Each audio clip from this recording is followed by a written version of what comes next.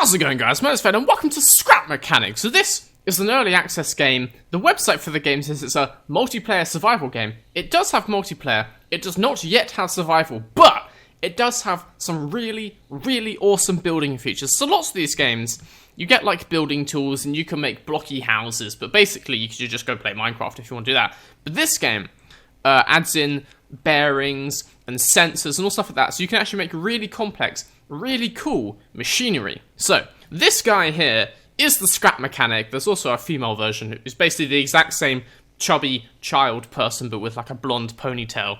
We're this little ginger kid who is the Scrap Mechanic in the beautiful, very nice looking Scrap Mechanic world, and we can make some things out of scrap. So as I said, the tools that this game gives you actually enables you to build a whole number of things. You can obviously build cars and things like that, but you can build, in the trailers they have monorails, you can have like automated houses where it's got like doors that slide open and all kind of cool stuff like that really easily as well. Well, once you know how to do it. So, when you start the game, you get your little Scrap Mechanic Handbook, this thing here. It tells you like how to build a simple vehicle, tells you how bearings work and lifts and all stuff like that. Anyway, we're going to follow the how to build a vehicle advice, see if we can make ourselves a simple little car thing. So the first thing we need to do, number one, is get a lift. That's what that thing is, which is this thing, and we just stick it on the ground. By the way, you can go in first person if you just hold down Alt and then scroll forward enough that it just puts you in first person. Anyway, so yeah, we got this thing.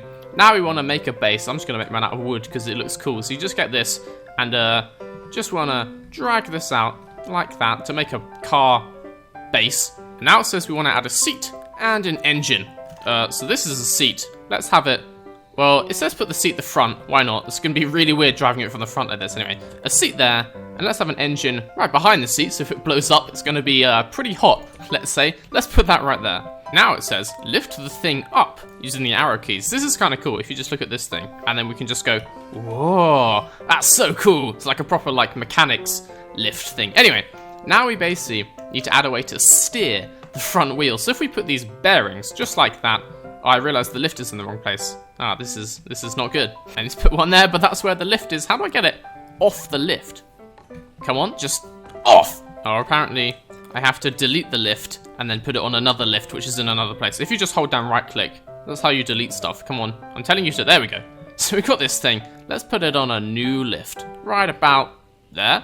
Yeah, that looks good. Okay, so now we can add a bearing to the front here. This is how we're going to steer the front wheels, just like that.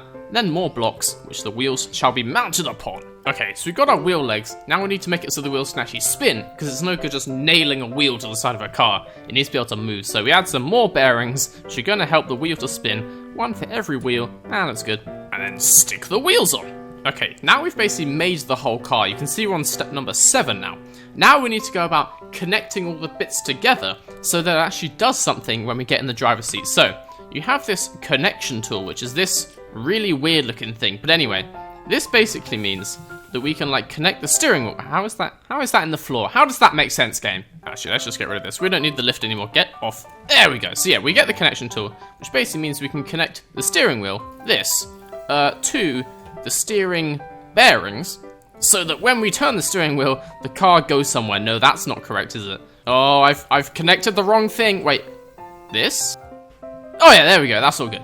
So, we've connected the steering wheel to the front wheels. I realize I can't actually get on this thing. Oh, yes, I can. Okay. If we get in, you should now be able to see, when I steer left and right, the front wheels turn left and right. It's actually reversed, which is kind of unhelpful. Let's change that. But anyway, now, what we need to do is connect this, the seat, to the engine, just like this. So when I press go, it goes. And then we connect this. Let's just put it, let's have a rear-wheel drive car. That looks cool. And let's just reverse this direction too, so we can actually turn the correct direction. So now, if we get in this thing, what did you just do? That was weird. Anyway, now when we press W, I'm pretty sure, it should go forwards. Oh, do I need to turn it on first? Oh, I do indeed need to turn on the engine. Okay, apparently if we just look at this. Oh, that's weird. Let's just turn that on. Let's turn it on to full. Why would you want anything less than full power? So now, in theory, we get in this thing and press W, and it goes backwards. Why would it go backwards? There we go. I fixed it. So now we have the most basic little wooden car you could ever build. It's not very good. So, while I was testing this game out, I started building a slightly better car, this car here, which is going to actually be like a really massive truck thing. I thought we should finish this thing off. You can see it's got like suspension, it's got independent steering, we've got the front mounted engine, it's even got a radiator grille. So I'm going to finish this off in a sort of like high speed montage thing, and then we can go and drive this thing around.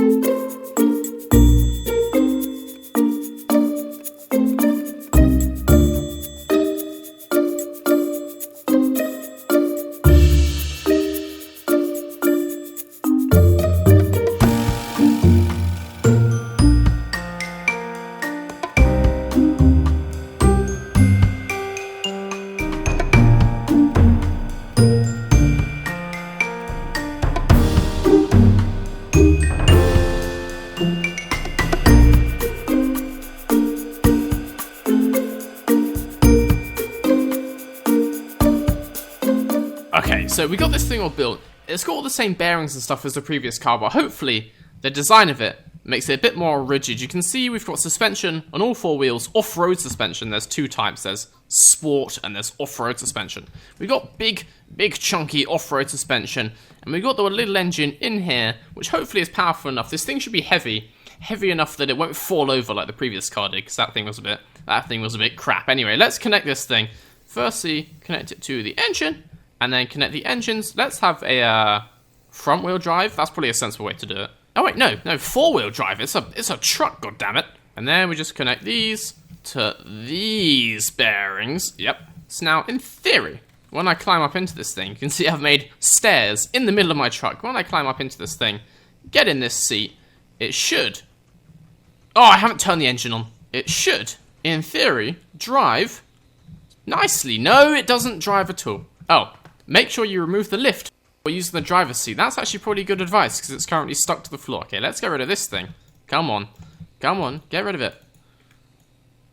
There we go. Now we can drive. So, oh god, it's speedy. That is much quicker than I was expecting. That is actually really quite fast. I think we meant to turn the engine down.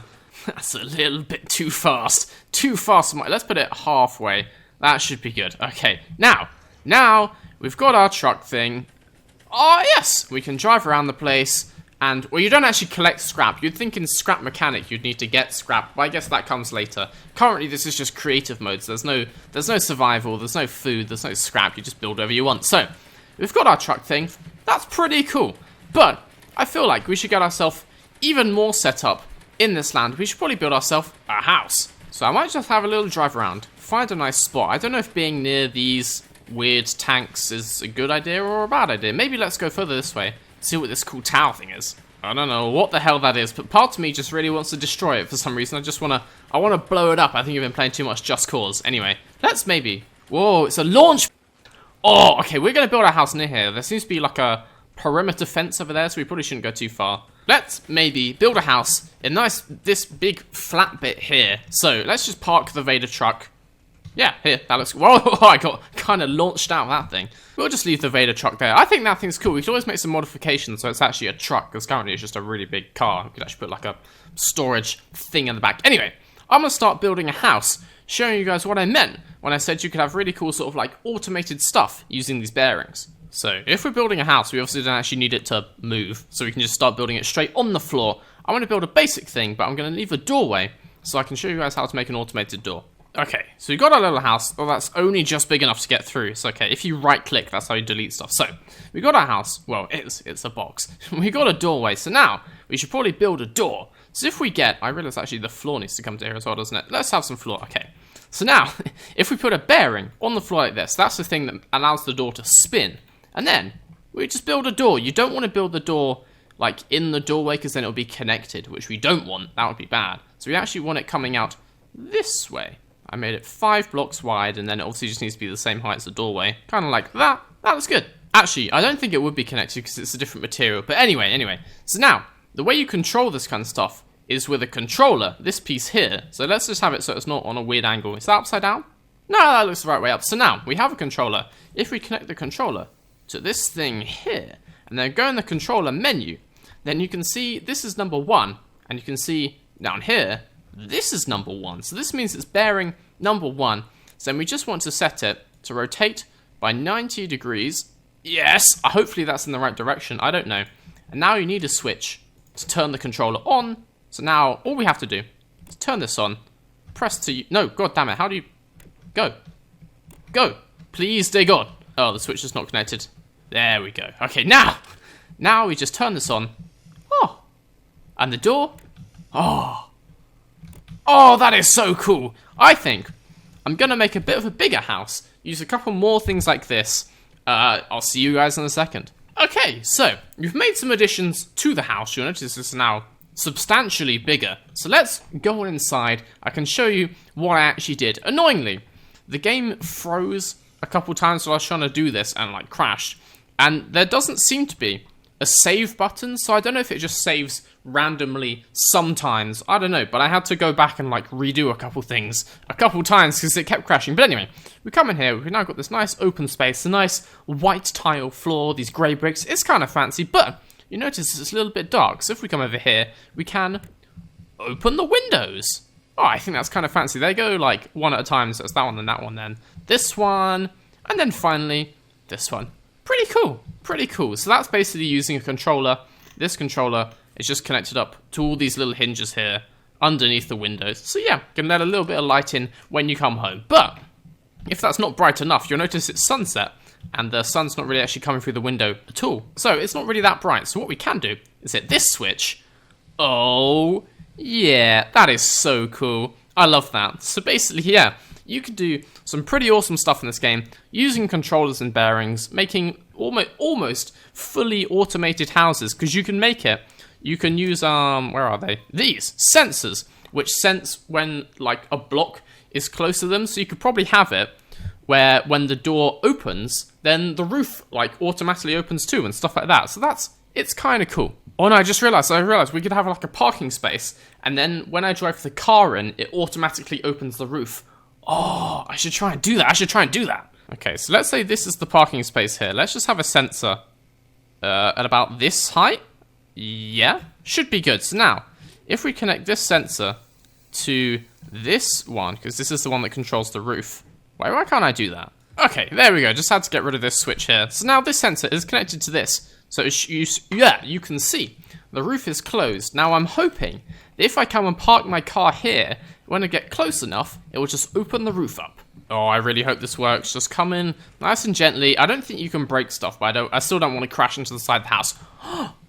Oh, that is so cool. So when you come home from a long day of building things, I don't know, you park your car up and your roof automatically opens. That is so cool. Anyway, I think that's probably a good time to end this. There's loads more stuff you can build in this game, because there's rockets as well, and there's different types of sensors. That's a light.